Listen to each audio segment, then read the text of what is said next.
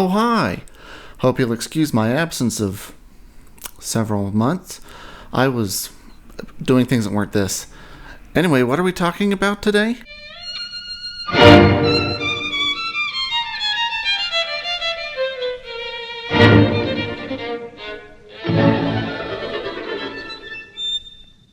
Legacyquels. Is there any word more thrilling to the human soul? Of course not. What could be better than a sequel to a story we had long ago thought was concluded? Sometimes there's a loose fry in the bag. You know the bonus fry? Who wouldn't want to see what our most beloved characters are getting up to 20, 30, 40, or even 50 years after we last saw them? Who doesn't love the spectacle of an elderly man returning for one last shot of action hero glory? The suspense comes from wondering if he'll break a hip or have a heart attack first. Yes, truly the Legacyquel is the best thing to come out of the movie industry since, sound.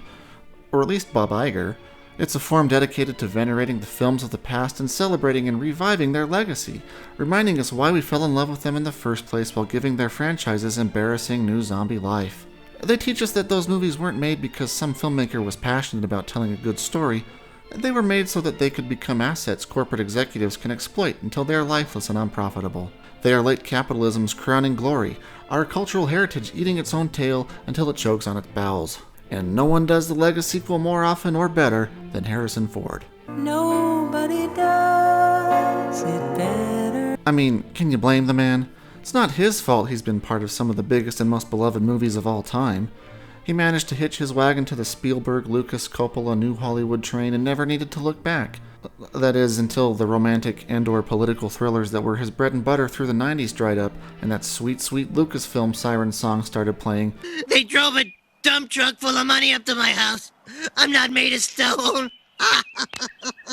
Now it's nothing but the greatest hits, and the hits keep on coming. Harrison Ford treats his role choices like he's Bruce Springsteen selling his catalog.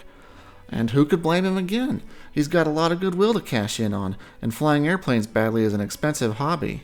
Let's take a look back at the marvelous Legacyquels of Harrison Ford and bask in their nostalgic glory, starting with the Sputnik of Legacyquels, the one that started it all, Indiana Jones and the Close Encounter of the Third Kind.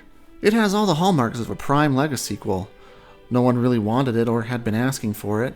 The script feels like fan fiction instead of a real movie. The movie feels like a sketchy generic knockoff due mainly to modern filmmaking techniques like bad visual effects and that constant soft focus overexposure Steven Spielberg is addicted to now for some reason. It comes with its own Easter egg bingo card, and one of its main purposes is to fix elements of the originals modern audiences have supposedly soured on. We love it! Remember how all through the 90s and early aughts, all anybody was saying was, when are we going to have another Indiana Jones movie? Yeah, me neither. So when we learned there would be another one in 2008, it mostly just felt like, huh. Who? But Anne? Yes. Then we had... Yes. Of course I know Anne. Yes, yeah, I didn't mean who. I meant, her? But Steven Spielberg was back directing, so it wasn't like it was gonna be bad.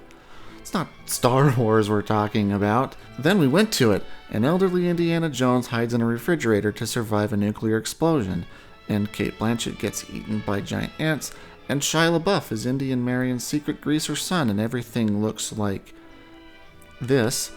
And there are fun Easter eggs, and Indy finally settles down with his best girl, and we all went home and never spoke of it again. You know, you're right. This truly was the best Movie. ever.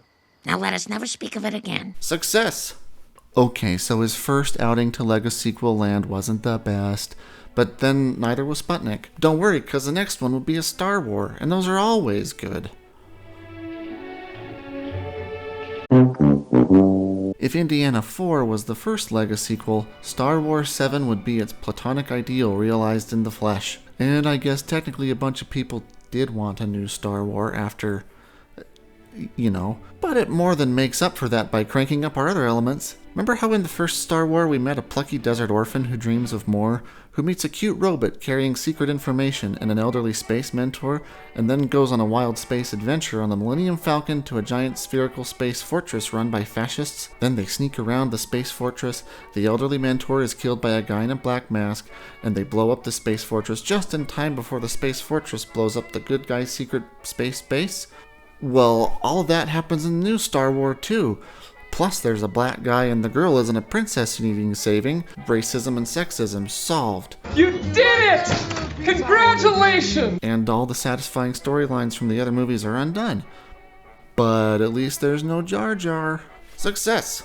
Harrison's next legacy sequel is Blade Runner 2049. This falls squarely back into the movies no one was really asking for category, which Warner Brothers thought meant spend $250 million on a 3-hour R-rated sequel to an 80s cult sci-fi flop.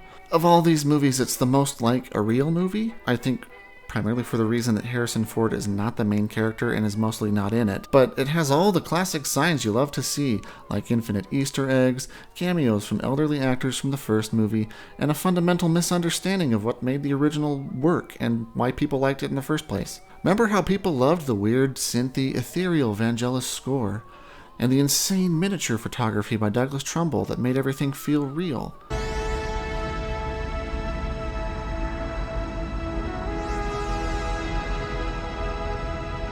How about for this one, we just have Hans Zimmer cranked to 11 and unintelligibly muddy digital backdrops. That'll feel like Blade Runner.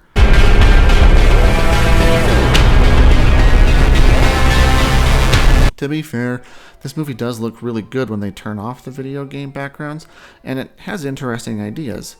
Cool sci-fi? Yes. Blade Runner? Kinda. Success! And then, of course, there's Indiana 5, which... remember how no one wanted Indiana 4 and it was an embarrassing franchise killer? Disney doesn't. They've still got an expensive breakdowny theme park ride to wring some cash out of. Better wheel out old Harrison for one last hurrah and spend $300 million making it.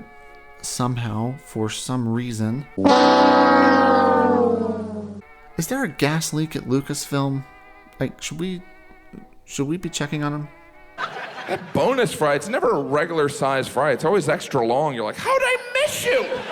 Anyway, those legacy sequels are all old news, and Harrison Ford has had a wide-ranging career filled with lots of other popular characters and movies. So I thought, why stop with Indy 5? There's plenty of other hot Harrison Ford nostalgia to exploit for petty cash. The possibilities are endless. Graffiti. 50 years after the events of American Graffiti, in 2012, Harrison Ford's granddaughter Casey and her friends are preparing to go off to college. But far from the good-natured innocence of early 60s cruising culture, Casey and her friends are all part of a cutthroat underground street racing league. She steals Harrison Ford's restored black race car that got wrecked in the original movie to settle all her disputes once and for all, which he opposes until he learns her greatest rival is the grandson of his old rival, the guy with the yellow car who died before he could get a rematch, but fathered a secret child nonetheless. Harrison and Casey team up, and Harrison finally gets the racing glory he secretly pined for all these years of living respectably and not racing. In the spirit of the original, Graffiti features a wall-to-wall soundtrack of the classic early 2010s hits everyone loves, like Call Me Maybe by Carly Rae Jepsen, Payphone by Maroon 5, 14 identical Imagine Dragons and Lumineers songs, and Grammy Award-winning Song of the Year, We Are Young by Fun, which, fun fact, is a song about a jealous, physically abusive drunken wreck feeling sorry for himself. Anyway, YOLO anthem! The movie revives cruising culture for disaffected millennials still driving the beaters they brought to college because they spend all their money on rent and student loans. Where were you in 2012? Apocalypse Now, Legacy of Honor. Also set 50 years after the events of Apocalypse Now, in 2019, Harrison Ford, now an official at the Department of Defense, is tasked with tracking down his old friend Colonel Willard, who has gone AWOL. Willard, who, as he predicted, was made a major after the Kurtz affair, but was soon after committed to the psychiatric ward at Walter Reed Army Medical Center, had been released on his own recognizance in 1994. After spending time with various militia and paramilitary groups, he fell off the map, until popping up again in intelligence reports as planning an incursion into North Korea to depose Kim Jong-un. In order to avert a potential nuclear incident, Harrison Ford must track Willard down in his secret base deep in the jungle primeval. But it will actually be a journey into his own tortured heart. Will he triumph or go mad like Willard did? The horror and the adventure. Fugitives. Harrison Ford is living a quiet life. Newly retired from his position as hospital administrator after being cleared of his wife's murder by the one-armed man, he's enjoying spending time with his new wife, the skeptical nurse from the first movie who went on to be famous actress Julianne Moore. That is, until she goes missing on their anniversary trip to the Grand Canyon because she only wanted to be in the movie for 2 days. Harrison once again finds himself under suspicion, pursued by an ambitious young FBI agent eager to make a name for herself. Harrison's only chance to find his wife and clear his name is to team up with his old friend Marshal Tommy Lee Jones, who has retired to a horse ranch in New Mexico but becomes implicated once the feds realize he is helping Harrison Ford. Now they're both on the lam, together. It's a race against time as they tease out the mystery of the kidnapper, the son of the evil European doctor from before, out for revenge on the both of them, 30 years later. Air Force 1, 2... When former President Harrison Ford's daughter, now the ambassador to some country, is invited to a diplomatic conference overseas, the last thing he expects is for her to be kidnapped by her own Secret Service detail. In order to prevent a scandal in the weeks leading up to her re-election bid, President Glenn Close decides to use back channels to negotiate her release, leaving Harrison Ford no choice but to take matters into his own hands and save her himself. Assembling a ragtag team from the old days, he is able to infiltrate the criminal organization infesting the Secret Service and expose the corruption of his old rival Glenn Close's government. Red Drift. The long-awaited non-Alec Baldwin Jack Ryan follow-up to Patriot Games and Clear and Present Danger, Red Drift sees retired CIA analyst Harrison Ford called up for one final mission. Seems a Russian naval commander who dreams of a new Soviet empire has stolen a state-of-the-art submarine with a secret new weapon that has already immobilized US and NATO submarine forces. The only hope is to send out the Red October, in a Navy hangar since being impounded in 1989 following Sean Connery's defection from Soviet Russia. But the ship is so old that its crew of young naval cadets needs someone to advise them, and Harrison Ford is all they've got. The tense cat-and-mouse game that follows sees the Red October pursue its prey and eventually save Washington from nuclear annihilation, all because it was too old and analog to be affected by the new sub's fancy newfangled digital weaponry, showing the young Navy guys there's no replacement for good old-fashioned gumption. And be sure and stay for the deep-fake Sean Connery cameo at the end, the Indiana Jones reunion the world waited more than 30 years to see. Bonus Fry, you get your own ketchup packet. What'd I tell you? There's nothing better than the legacyquel. As patriotic Americans, it's our duty to make our voice known to film studio executives for when they finally pull their heads out of their butts and settle the strikes they caused and start making stuff again. We don't want things we haven't seen before, or the experience of falling in love with something new and unexpected. We want embarrassing, corporately mandated fan fiction that panders to our love of things we used to love as kids, and makes us wonder why we aren't just watching those things again instead of embarrassing, expensive schlock. Movies that no one wants to make or be in, unless it's going to help them retire on a private island or get square with the IRS. Call your favorite studio today and tell them to step away from the madness of original stories. Turn this thing around, people. Seriously though, leave poor Harrison Ford alone. He's so old and angry, just let him retire and endanger his private plane passengers in peace. How could you, Krusty? I'd never lend my name to an inferior product. You always save it the last Fry. You're like, I'm going to turn this into 10 bites.